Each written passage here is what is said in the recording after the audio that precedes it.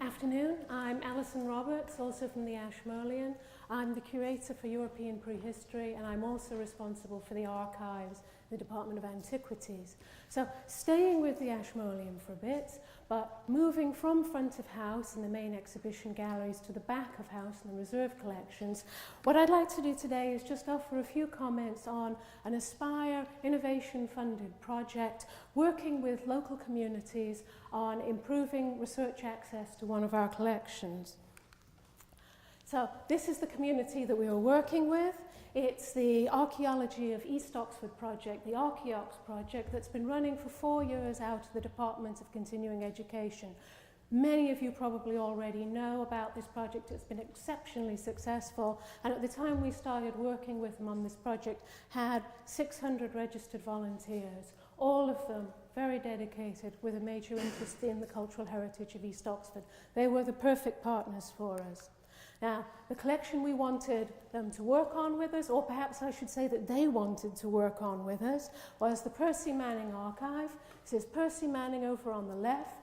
He is well-known Oxfordshire antiquarian and folklorist, and the Ashmolean holds his archaeological archive.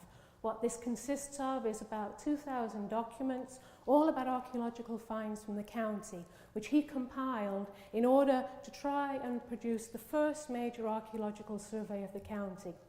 Now, sadly, he died in 1917 before he could complete this, but the work was published 4 years later, in summary form only, though, by the then keeper of the Ashmolean, E.T. Leeds.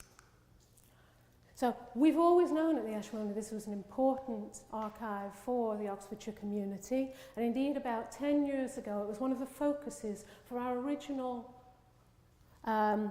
project to try and put some of our archives information online. And at that time, through this very creaky website, what we were able to do is put up a searchable database about the content of the collections. Now that was good for 2005, which is when we did it, but by 2014 it was not great. And working with the Archaeox project and with other local history societies in the county, we identified 3 needs for this archive. Firstly, we had to get more information about it online. Secondly, we needed images that people could see remotely.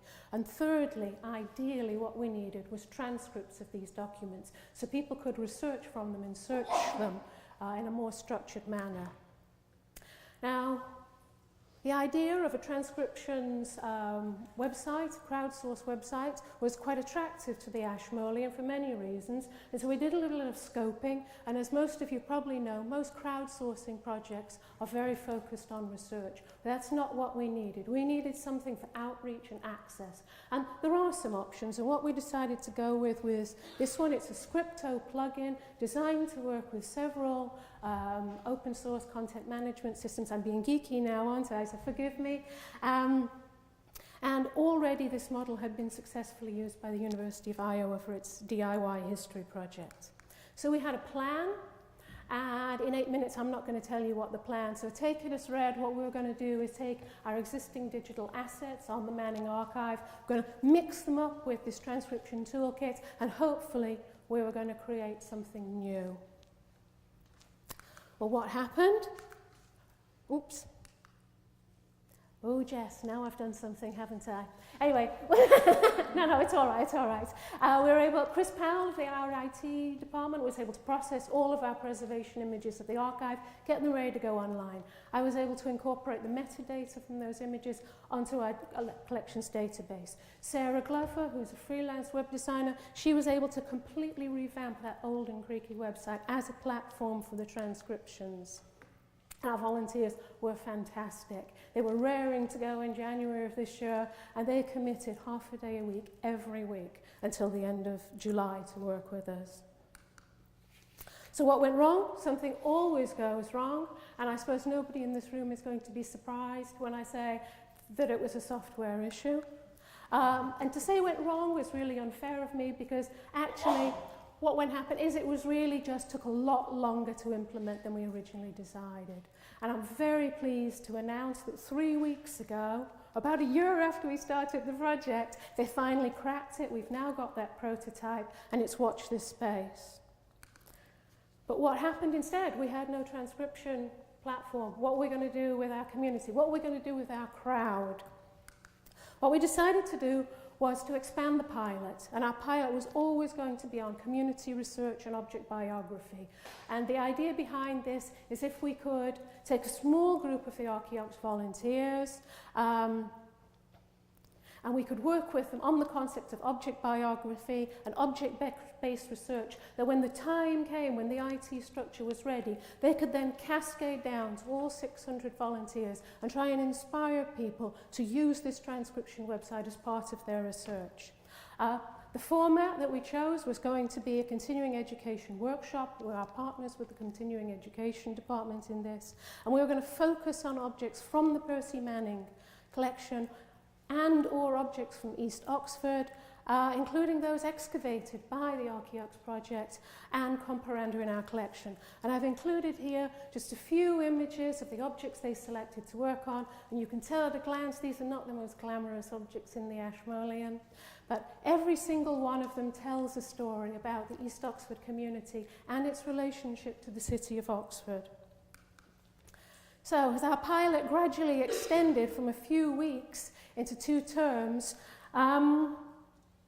we were provided with a very unexpected opportunity to explore this potential for community research in a museum. And I must say at this point, we had talked with Lucy and Jess about this, and they were very, very supportive about this slight change of direction. So what we spent the rest of the time was looking how we might develop the concept of object biography as a tool for community research and engagement. It's not what we expected to do by any means, it's just what was happened. And in retrospect, perhaps that software delay was the best thing that could have happened to this project, because it opened our eyes to the potential of true collaborative work with our local community, instead of just expecting them to be the free labour for a project of our design. So our outputs, in brief, we were able to work with our volunteers on those research skills. We did explore the potential of collaborative collections research with our volunteers. And in essence, what we did is we built a new research community for East Oxford. What I'd like to do with the last few minutes is look at one of the more practical outputs. We're putting these biographies on our website and in the East Oxford final report. And I've given you the web address, but this is a work in progress, so please take that into account if you do have a look. Wanted to show you this as my first example. This is a stone head from St. Clement's, and what you see in that pink box there is everything we knew about that object before they started working. And I'm not going to scroll through the entire biography, but if you just look at the table of contents, you can see where our volunteer has gone with this. And she's been able to tie it in with the work of medieval masons living and working in the Oxford area, and with the dissolution of monasteries, and with Victorian redevelopment of the city. But from the start, we tried to tell our volunteers that there's no one way to do an object biography, and a lot of them chose to do very creative things as well as the traditional biography. So here we have a story about the maker of this pot. We also have object illustration, and actually the idea of focused observation and archaeological illustration as a research tool, not just as an adjunct to research, is a very interesting concept that's come out, and it's something I'd like to explore further in the future. We also had more academic biographies, such as this one, which was focusing on Anglo-Saxon and migration period weaponry, and these people had special skills, and they were then able to recreate the boss and the shield and use those in ways of trying to engage audiences, in this case at the Festival of Archaeology this year. So what are the lessons we have learned? We learned lots of lessons. Perhaps the 2 most important is crowdsourcing can be an excellent way for museums to enhance the intellectual access to collections information, but it is very static. Even better is collections-based research by engaged communities in person, and this has a huge potential, both for the research groups involved and for the museums. And I also have to say, never underestimate the time that it takes to develop software applications. So how would I sum up my experience in 30 seconds or less, Lucy? All of these adjectives, many more. The three key ones are probably that it was unexpected, that it was extraordinary experience. It was very, very rewarding. If I knew then what I knew now, would I do this again? And the answer is yes, I would, in a flash. It was hard work, very, very hard work. But I sincerely hope that this is something I'm going to be able to continue to do in the future.